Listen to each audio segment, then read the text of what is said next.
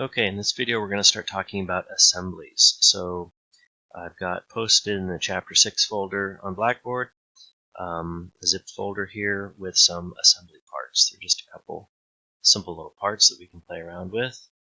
So you want to download this folder and look inside it. And rather than opening these parts, we just want to copy and paste them to a location that you can easily find. So I'm going to put them in my MECH 1100 3D modeling. I've already got a folder here called assembly practice. So just make a folder there, or you can call it whatever you want to, but on your flash drive or cloud storage, wherever you save your files to. And I've already put some stuff in there. Let me clear that out. So I'll paste the two parts there in this folder. So what I want you guys to do is to create a project file. So when you start working with assemblies in Inventor, it's really important that you organize your files well. You want all of the parts that go together in assembly to be saved in the same location. And that's also a good idea to use what's called a project file. So if you go up here and click New, it brings up this dialog box, which you've seen before. And down at the bottom, you may or may not have ever paid attention to what the active project is. So we want to click there and create a new project, a new single user project, and I'll call it Assembly Practice. And the most important thing is to specify the location of this project file. So just browse on your computer to wherever you have it saved. That's the folder I just created. And finish. Make sure there's a check mark next to it. Done. And then we can start a standard IAM. IAM is the extension for assembly. So here's one of the nice things about using a project file is I'm in my assembly environment. I can start placing parts into this environment. And when I do, it automatically takes me directly to the folder where I have my parts saved. If I had not used project file, I'd probably have to go searching for the location where I have it saved.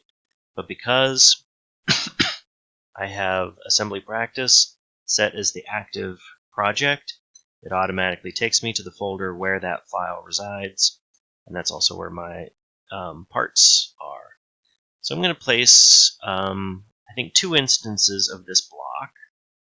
So I'm just going to click once, click a second time, and then I'll also place one of the cylinders. So I've got some basic parts here I can play around with. Just hit escape to finish placing those parts.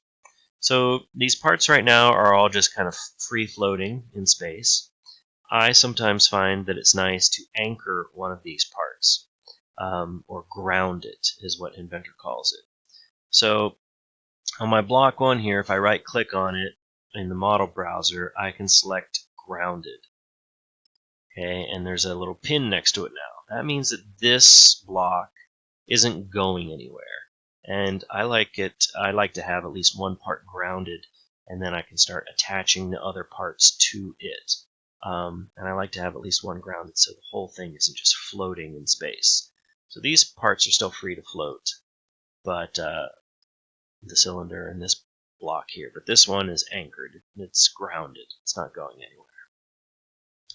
So the constrain button is these assembly constraints are how we're going to assemble these various parts. We're going to put them together. So we're not just simply going to set this block on top of that one just by eyeballing it. That's no good. We need to actually constrain it into place. So there are 5 basic types of constraints here. The first one is a mate, and it has 2 different solutions. A mate where the 2 faces are facing each other, and then there's a flush constraint where the 2 faces that are selected go in the same direction. So let me demonstrate first the mate constraint. So I've chosen mate, the first solution here. All you have to do is choose two surfaces, like the top of that block and the bottom of this second one. And the two blocks are now, those two surfaces are constrained to each other. As I look at it from the side, this box can slide back and forth. If I look at it from above, it can move in any direction, but it does not move up and down because the bottom of it and the top of the box below are constrained. They exist in the same plane. So I've given these two parts one assembly constraint, but you can see obviously they're not fully constrained. This can still move around. Now we want to constrain our virtual assemblies in a way that makes sense, how the part would actually move in real life. So if these needed to be moving pieces in our final assembly, we wouldn't want to fully constrain them. But let's say we do want to fully constrain this part on top. Well, we can go back to our mate constraint. This time I'm going to choose a flush constraint where the two surfaces are pointing in the same direction. And I could select the back of this box and the back of that one.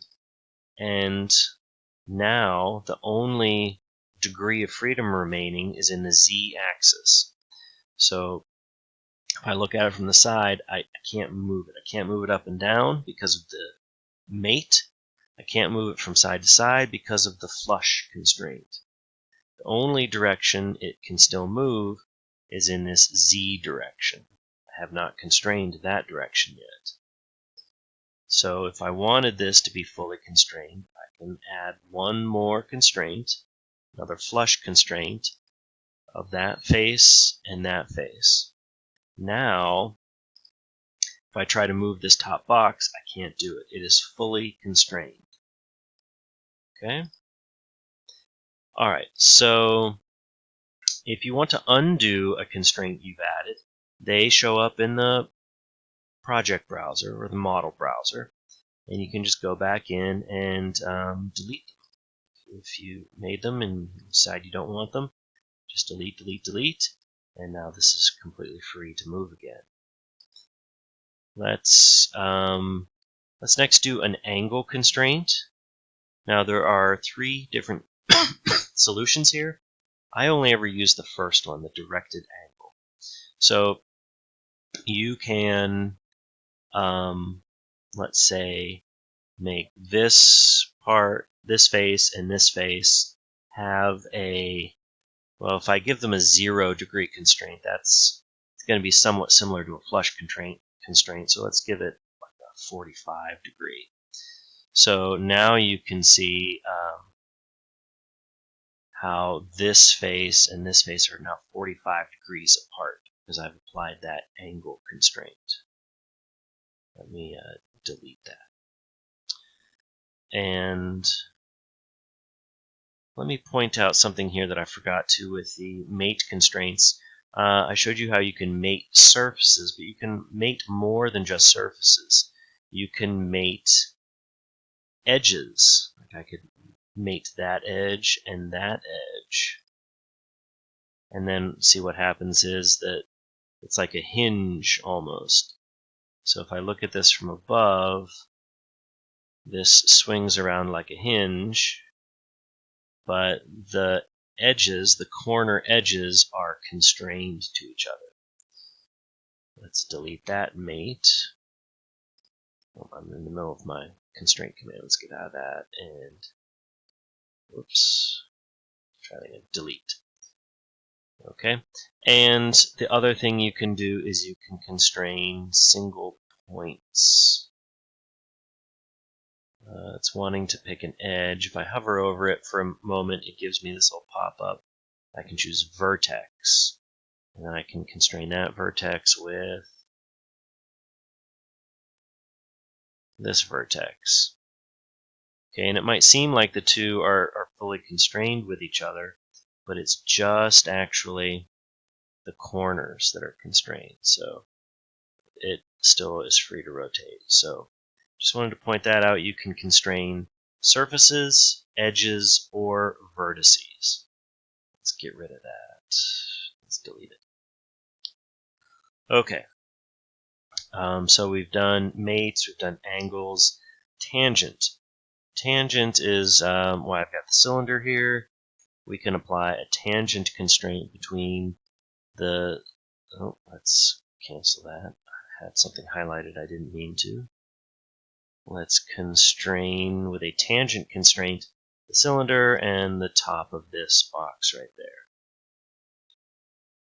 Okay, and so if I look at it from the front, see it's free to roll along the top and move from side to side, but the sides of the cylinder and the top of the box are tangent to each other. Let's delete that tangent constraint. Another very useful constraint is the insert constraint. Inserts work almost like a flush and a tangent at once, or a flush and mate at once. So I can insert this cylinder into this hole. Now obviously it didn't go all the way in, it's sticking out because I can have the two opposed to each other, the two directions of the two axes, or I can have them aligned. This is a lot like a mate flush. So I can always just flip that and then apply to totally insert the cylinder into the hole. And then to be honest, I very rarely, if ever, use the symmetry constraint. So I think mates, angle constraints, tangent constraints, and insert constraints are all you will probably need to take your various parts and constrain them together. The insert constraint gets used a lot because that's basically the way a lot of mechanical parts are designed, with bolts and fasteners and pegs and stuff being inserted into holes. So, so get used to using that one, as well as your mates, angles, and tangents. And you can play around with these parts. You can try constraining them in various creative ways.